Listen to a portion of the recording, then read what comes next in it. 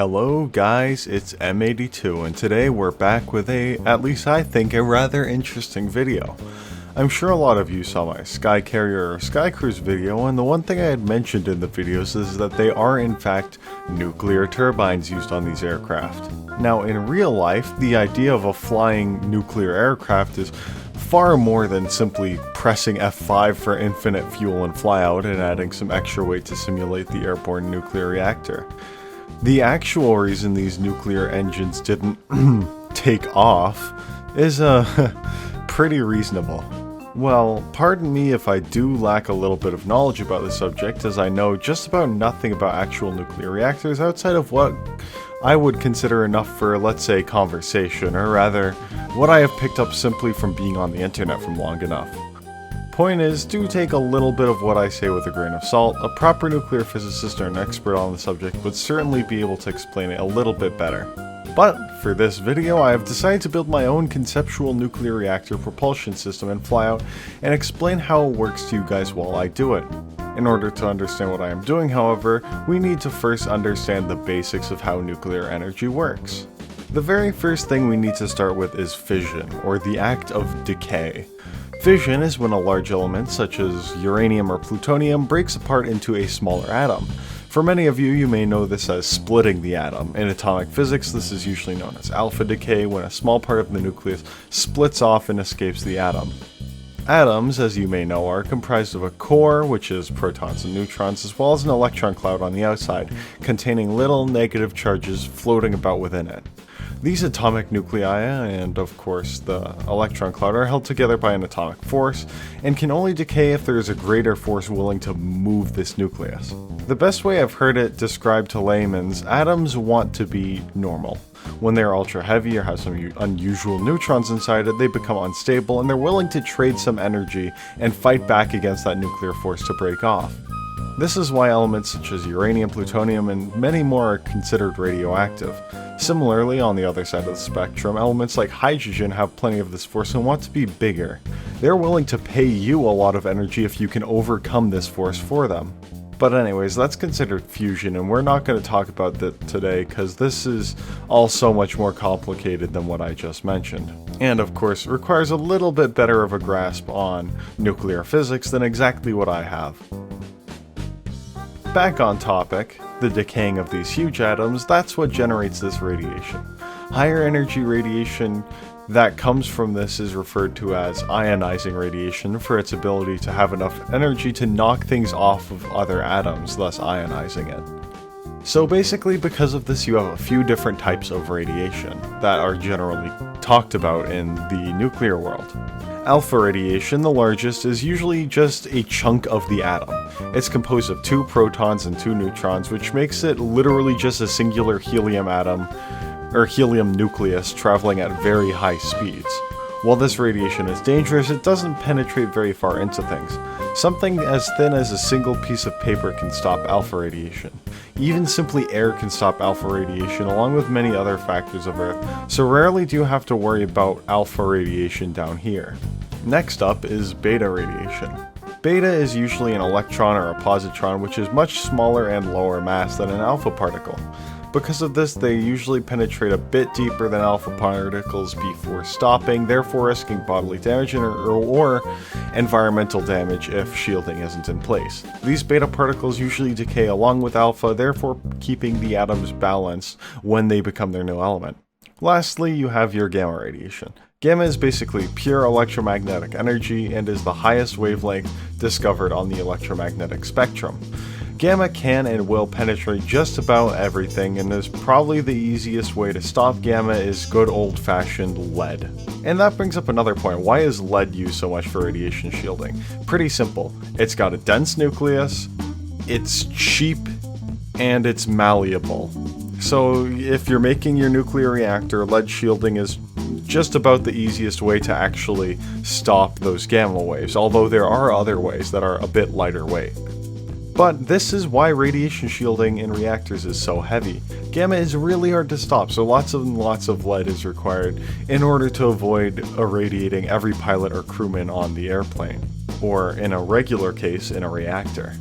So in real life, the main problem with making a nuclear aircraft is keeping it lightweight enough to get off the ground, while keeping enough radiation shielding to not kill the crew or cause untold environmental damage. There is also the challenge of transferring energy into thrust, but we'll talk about that a little bit later on. Luckily, in the modern age, polymers mixed with high-Z elements has also been found to provide fairly significant radiation shielding, which could hypothetically reduce the weight. The materials science behind this is far more complex than that, but it's safe to say that we could reduce the weight of the radiation shielding from the former tests conducted in the 50s. By the way, that was a thing where tests on heat exchange thermal reactors with airplane turbines was in place. They had HTRE-1, HTRE-2, which were proof of concepts, and then HTRE-3, which was supposed to be their more lightweight and potentially airborne model, which suffered a power excursion and therefore a miniature meltdown because they had some issues with the control rods and therefore couldn't bring it back to subcriticality. Long story short, all we needed to learn from that experience is make sure to have effective and multiple redundant systems on your nuclear reactor, that way you don't have that happen. But so far, I haven't really described how a reactor works, only the different types of radiation and how to avoid it, so we're getting there. I'm also sure many people who are watching this have seen Oppenheimer recently. So, as you may know, when the fissile material reaches supercriticality, it can become a large issue for those nearby. It may not explode like a bomb, but it will spread a ton of radiation.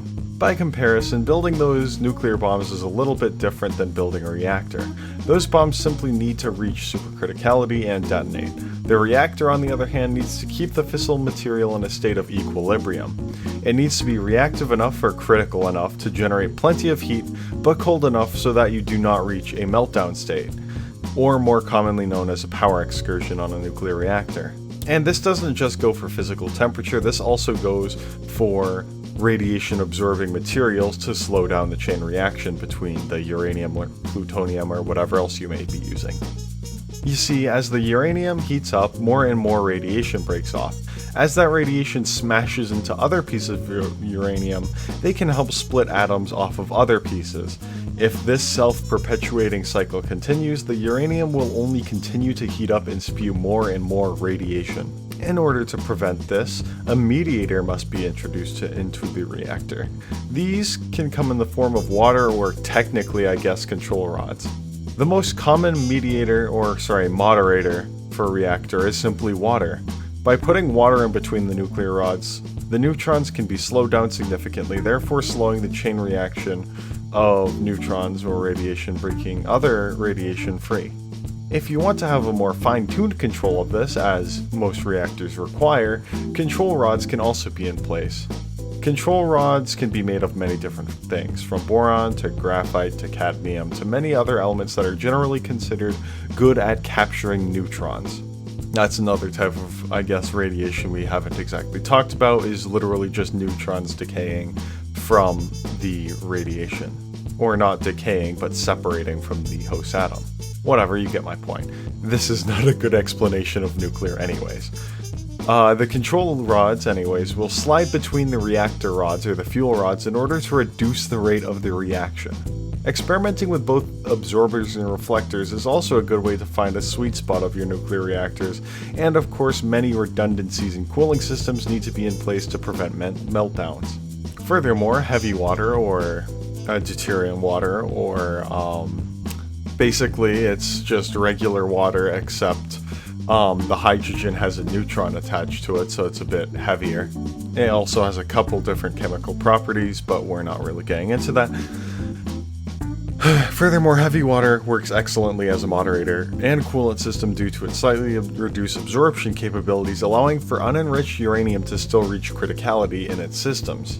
Elements such as helium can also be used to moderate reactors due to its high cooling and neutron absorption capabilities. There's all sorts of different types of reactors. There's liquid metal reactors, where it's a liquid metal moderator. There's water moderators, there's heavy water moderators, there's gas moderators. There's all sorts of different ways of balancing and absorbing these neutrons and transferring that heat elsewhere in the reactor.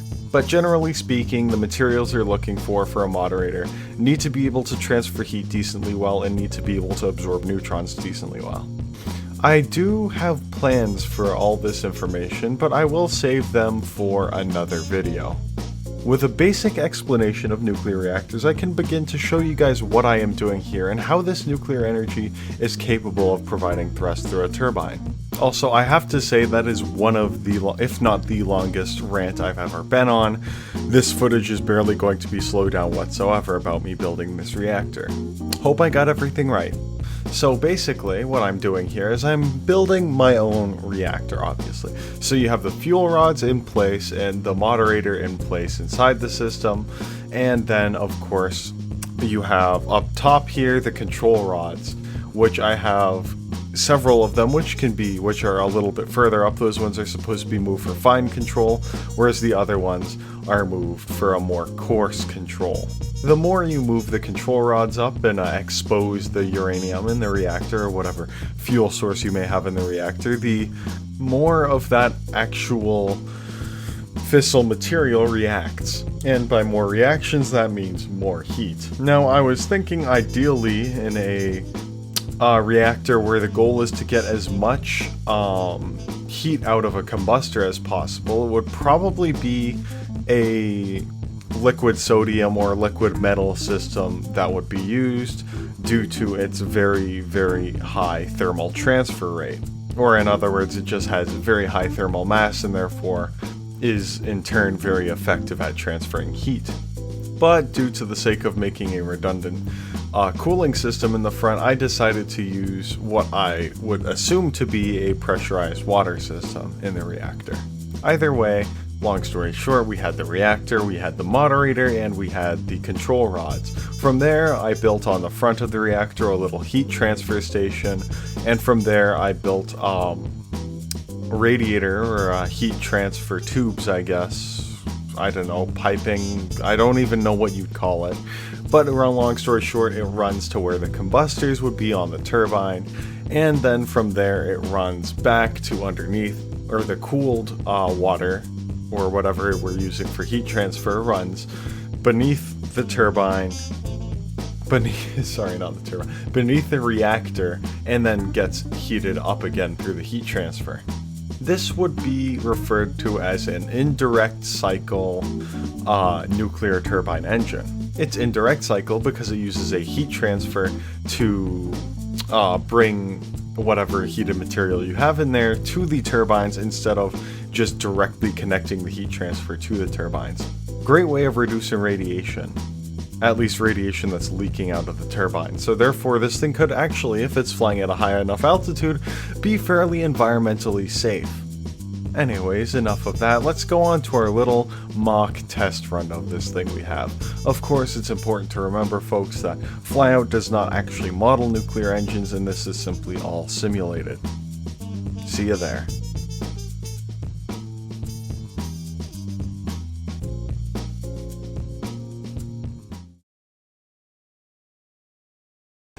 Alright. Oh, that is still very loud. Alright, we're here at the first test flight. The idea it's not really a test flight, is it? But the idea behind something like this is more or less that it is moderated by water. It's got a full water cooling system in case of an emergency or a power excursion. And of course it has the control rods, which are mechanically controlled, hopefully. I haven't really set up a modeled control system for them though. And then you have the heat exchanger, which puts very high pressure hot water through these tubes and then around the combustor where it is radiated effectively and then goes back into the system at a cooler temperature. That's the basic idea behind this water moderated system. In the future I was thinking of doing like a liquid sodium moderated system or something like that, but this is what we have. And of course, this isn't really existent in FLYOUT. There are no nuclear reactors in FLYOUT. This is all simulated. It is very heavy. I've made all the skin thickness 60 millimeters, so you know. Yes, it generates a decent amount of thrust, but The main problem we're going to run into when sticking this on the aircraft we plan on building is the fact that it is an incredibly heavy system. Again, it is simulated, so who knows.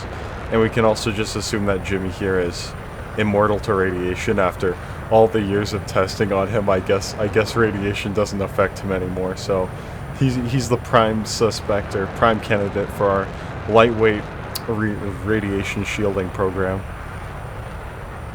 Well, I mean, there's not much to look at here despite the fact that it's working, so on to the next test. Alright guys, we are back and now we have the duty or the task of putting this entire nuclear reactor system we've just made up here onto our aircraft. Once again, I shouldn't have mentioned, I know I've mentioned it a million times, in FLYOUT there aren't nuclear reactors, we're just simulating this and using a little bit of imagination.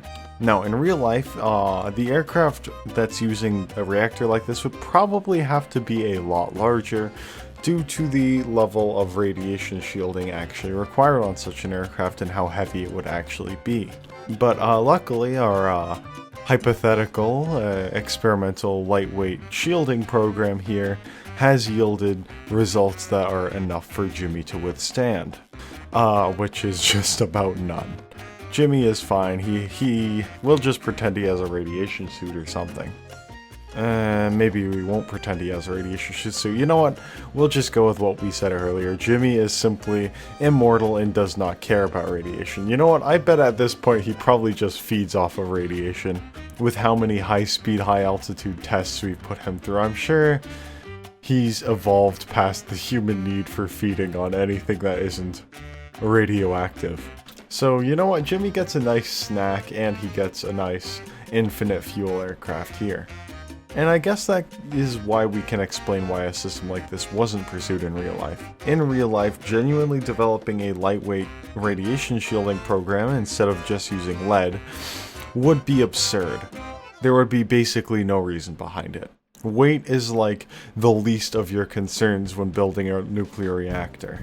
Obviously, your number one concern should be safety above all else. And you know, as it turns out, with the amount of radiation that penetrates and permeates through a nuclear reactor, weight is kind of important to stopping that. You know, your giant pools of water and your lead and your other radiation shielding. And, you know, with all the regulations we have in place, I've even heard that most nuclear reactors put out less radiation than even like a coal plant, which in both cases are just about a negligible amount of radiation, but I still think it's funny that the coal plant puts out more, even if it is completely negligible.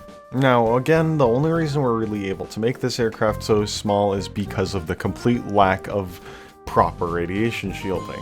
In real life, an aircraft like this with limited radiation shielding, A, your crew would die. They would probably die of radiation poisoning several weeks after this flight, if not less. And secondly, it could cause untold environmental damage. So because of that, the nuclear reactor program was more or less exclusively restricted to aircraft of a strategic bomber size or above.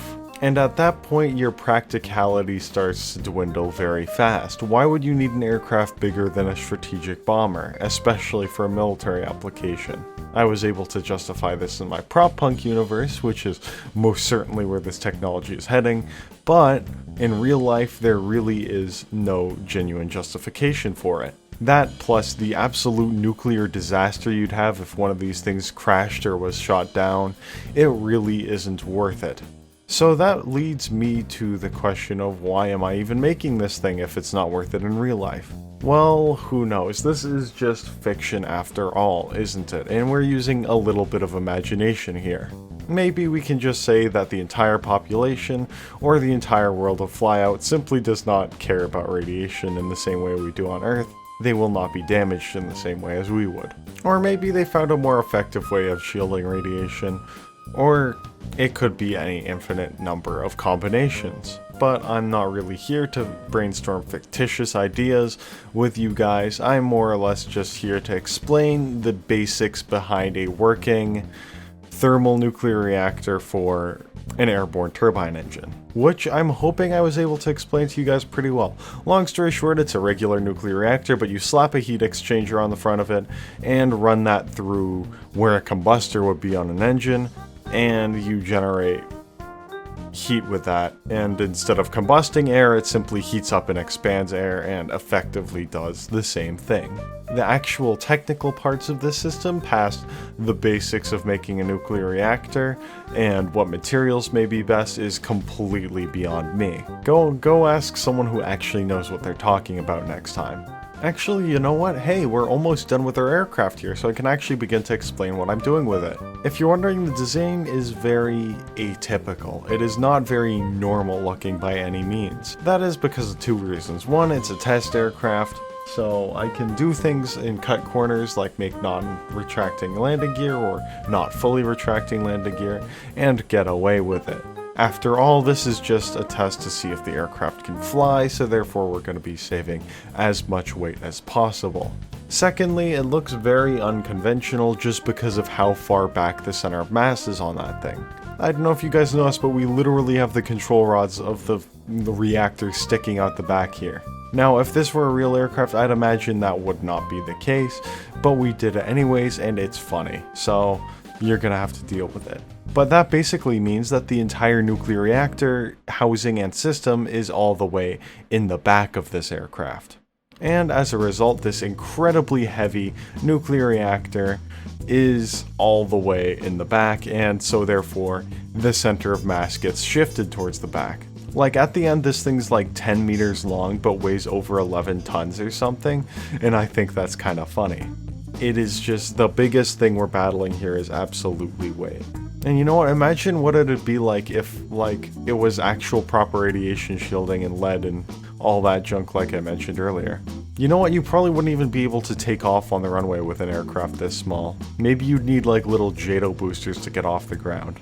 And you know what, that would make it completely worthless as a fighter aircraft. So if any of you guys on my server or anything like that are saying, I should build a nuclear powered fighter aircraft, that's completely useless. The design will never fly. Pun intended. That's the second time I've made that horrible joke in this video.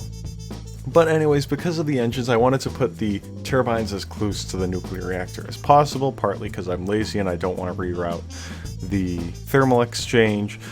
And of course, I also wanted to include that radiator in the bottom there. Honestly, all I was thinking with that radiator is it could act as an emergency cooling system and more or less help moderate the reactor in the event of a control rod failure. Would it actually do anything? Probably not. I sincerely doubt a radiator could really prevent something like that, but it's worth a shot since we really don't have anything else stopping us from a complete nuclear meltdown in the event of a power excursion or a control rod failure. And after all, since that's how the last test failed in real life, was a power excursion due to a control rod failure, we may as well honor that with trying to put in another redundant system which will inevitably fail and lead to another nuclear disaster. But hey, you know what, for this aircraft, since it was so small and dinky and all that junk, you guys actually got to see me do the interior building and the paint building. Actually, wait, no, I haven't gotten around to the interior yet, but you guys will get to see me do the interior building and the paint building. I mean, I've already done the paint. Whatever, you get my point.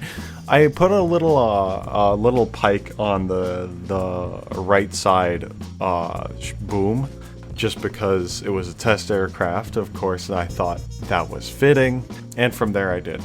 Let me think. UPA roundels, because I refuse to use roundels of historically existing countries. And I made sure people knew very well that this aircraft was radioactive with a giant radioactive sticker on the side of it, as well as the yellow accents all across the aircraft, more or less proving it's radioactive. Did it actually work? Let's hope so. Let's hope some moron on the ground crew didn't go walking around looking for, like, a rock to throw and accidentally pulled out a fuel rod and then died. But who knows. And also on the interior here, you see me building it now. I end up doing this cool little, like, lights show in the front here. That's just more or less a giant gauge for the pilot of reactor temp. That way, you know, he can avoid a meltdown and he can try and keep the power optimized. On a real aircraft, once again, I'd imagine that since it would be much bigger, you'd probably have people managing the reactor full time instead of trying to give that job to the pilot, because that just sounds like a recipe for disaster, let's be honest. Could you imagine being a pilot having to not only control your engine's throttle, but also the temperature of a nuclear reactor at the same time? You'd just be completely overwhelmed. So I'd imagine in real life you'd probably have some sort of guy managing the nuclear reactor as well as a guy flying it, and they'd probably be in very tight communication with each other. You know, I put out this video right now because I'm kind of gearing up for a bigger build, and I wanted to give you guys a little bit of prelude to that, so I'll make sure to include it in that build. Anyways, we're just about done, so now is time for the test flight. No montage today, guys, sorry about that, but you will get to see how this thing flies. See you then.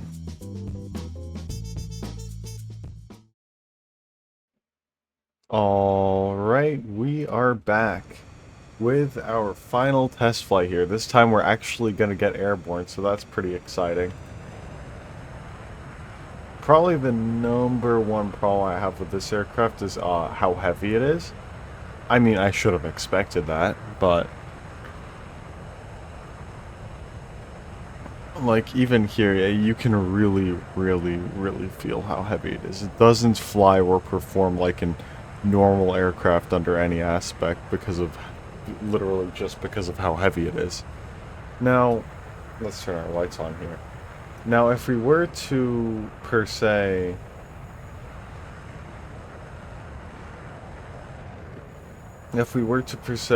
put this on a much larger aircraft proportionally, since the shielding thickness stays about the same, we get a little bit of a proportionally lighter aircraft. But on something this small, it's near impossible to keep it in the air, and you know, that's at the cost of blasting Jimmy with radiation in order to keep ourselves airborne. But you know what, that's fine, he can take it. On the bright side, it does retain its momentum and it turned very well. Oh, that's the ground. Ooh. Come on. Oh, well, that was actually a lot nicer than I expected. At least the nuclear reactor didn't blow.